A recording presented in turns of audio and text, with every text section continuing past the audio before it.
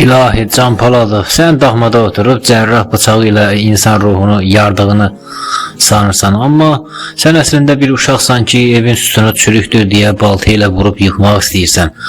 Sənin o parazit dediyin şeylər əslində bu cəmiyyəti bir-birinə bağlayan sosial sementdir. Sən deyirsən ki, hər şeyi sərbəst buraxaq, murdarlıq öz-özünü məhv etsin.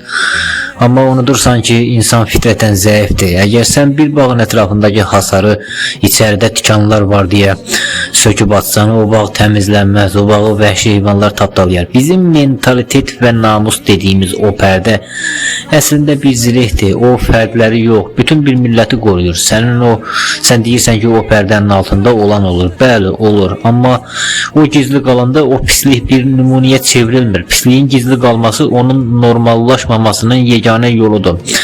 Sən əxlaqın azadlığı deyəndə əslində mənəvi bir cəngəllik qanunu yaratmaq istəyirsən. Sən sağlam adamla parazit ayrılsın deyirsən, amma sən o parazitləri azadlığa buraxanda onlar ölməyəcəklər. Can Poladov, onlar daha da böyüyüb sənin o saf təmiz qəlbli dediyin adamları diri-diri yiyəcəklər. Çünki o təmiz adamlar hələ də bir pərdənin, bir qaydanın varlığına inanaraq yaşayırlar. Sən o pərdəni götürsən, o bütün cəmiyyəti o murdarlıq bürüyəcək. Bizim qurduğumuz bu yalancı nizam sənin təklif etdiyin səmimi xaosdan qat-qat mərhəmətlidir. Çünki bu nizam heç olmasa bir uşağın, bir ananın namuslu bir dünyada yaşadığı xəyalını qoruyur. Sən isə o xəyalı öldürüb yerinə soyuq, rütubətli və hər kəsin bir-birinə canavar kimi baxdığı bir reallıq qoymaq istəyirsən. Sənin nevrozun da məhz elə buna görədir. Sən hər şeyi dürüstlük tərəzisinə qoyursan, amma həyat dürüstlüklə yox, balansla yaşanır. İndi de mənə, sən o hasarı sökəndə içəri girənlərdən o təmizləri necə qoruyacaqsan? Yoxsa sənin fəlsəfəndə təmizlərin qurban verilməsi də bir zərurətdir? Xeyr, Abdullayev deyə Can Poladov cavab verdi. Mən deyirəm ki, o gizli qalan təhlükələr aşkara çıxsın. Mən deyirəm ki, o qaranlıq otaqda işığı yandıraq. Görək kimin əli kimin cibindədir. Kimin nə mal olduğu bəlli olsun. Biz körük Abdullayev, kör. Bilmirik ki, kim əxlaqlıdır, kim əxlaqsız. Sizin o müqəddəs mentalitetiniz insanları əxlaqlı etmir. O sadəcə insanları bir-birinə əxlaq karantinində saxlayır.